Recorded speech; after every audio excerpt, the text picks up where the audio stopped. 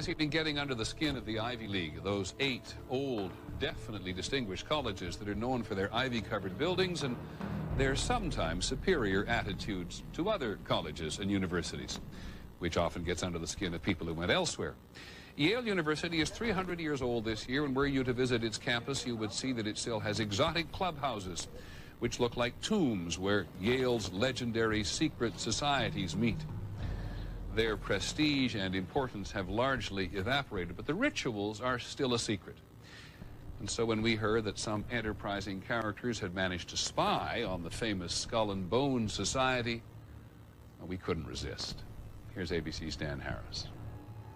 The videotape provides a grainy glimpse into what appear to be the initiation rituals of a secret society that's been around since 1832, whose members have gone on to be leaders of Wall Street and the White House, the Senate and the Supreme Court. They're sort of trying to scare the initiates, make them, disorient them, frighten them. New York Observer investigative reporter Ron Rosenbaum accompanied a team of Yale students who shot these pictures 9 days ago. Rosenbaum's curiosity about Skull and Bones was permanently piqued when, as a classmate of George W. Bush, he lived right next to the Tomb, the group's heavily fortified home. From their perch, Rosenbaum and his cohorts taped the Tomb's courtyard. What they captured, they say, was initiates, known as neophytes, being forced to kiss a skull, then members performing a mock killing. It may look like your average fraternity nonsense, but Rosenbaum says it's not. Even though it may seem silly to us, it seems to mean something to them, and you can't argue with the success of Skull and Bones. True. Famous alums include senators John Kerry and John Chafee, to name 2, cabinet secretaries such as Averell Harriman, and 3 presidents, William Taft, George Bush, and George W. Bush, who's been reluctant to talk about Skull and Bones. Does it still exist? The thing is so secret, I'm not even sure it still exists.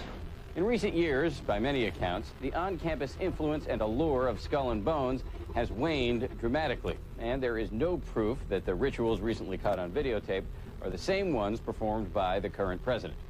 Still, Rosenbaum says the tape is a valuable artifact, an extremely rare view into the secret society that groomed the American ruling class for generations. Dan Harris, ABC News, New York.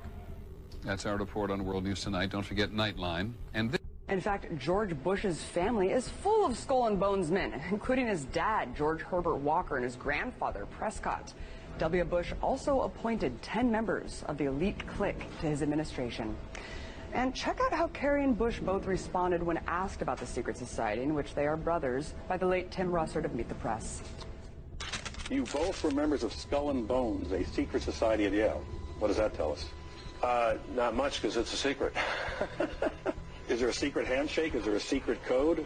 I wish there were something secret I could manifest. 322, a secret number? There are all kinds of secrets, Tim. You were both in Skull and Bones, the secret society. It's so secret we can't talk about it. What does that mean for America? The conspiracy theorists are going to go wild. I'm sure they are. I don't know. I haven't seen the web. Number 322? As strange as their response is to any questioning about the uber-exclusive fraternity, what's even stranger is the rituals they perform inside. According to The Scotsman, a Scottish newspaper, initiates coffin while recounting their sex, for which they will be rewarded with a no-strings-attached gift of $15,000. Wow. Sitting in a coffin must have been pretty awkward for Bush if his dad was present. Although little else is known about what goes on inside the tomb, it's widely reported that members, including George W.'s grandpappy, grave robbed the famous Native American Apache leader Geronimo, taking his bones. As if the Trail of Tears and genocide of Native Americans wasn't offensive enough, these rich mofos actually have bragged about desecrating his grave and doing God knows what with his skull. Bones came out victorious. According to Yale Daily News, officials cannot be forced to permit Geronimo's descendants to remove his remains and relocate them, because apparently it's perfectly okay to steal dead bodies as long as you never give them back. And if you know anything about Native American tradition, then you know how offensive it is to trap the spirit of Geronimo in such a dark and disturbing place. See, while this may seem like mere sensational fodder for tabloids, this type of behavior is actually indicative of the way the uber elite view the rest of us peons and their role in society. Because hoarding the world's wealth and controlling the political process just isn't enough unless you can brag about it to your naked coffin buddies. You've said that both George W. Bush and his father had anal sex with 100 men. How do you know that? Because they are part of the well-known fraternal group out of Yale University known as Skull and Bones. And it's public knowledge that the Skull and Bones organization, in order to be initiated, first of all, you had to lie in a casket and let.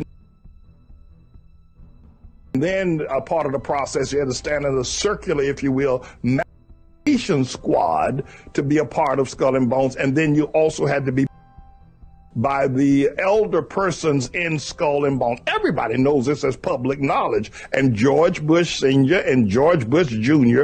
are bona fide members of Skull and Bones. That means they have been by at least 100 men. Y aquí tienen otro vídeo donde curiosamente el presentador que murió después de esta entrevista a Bush de un ataque cardíaco le preguntaba sobre esa fraternidad.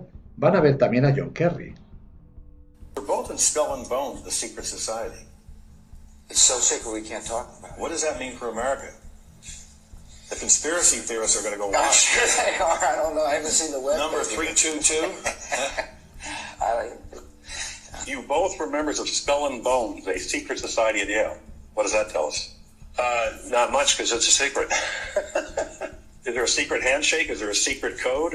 I wish there were something secret I could manifest. 322, secret number? There are all kinds of secrets, Tim, but one thing is not a secret. I disagree with this president's direction that he's taking the country. We can do a better job, and I intend to do it. Tim Russert, the moderator of Meet the Press and NBC's Washington bureau chief, collapsed and died early this afternoon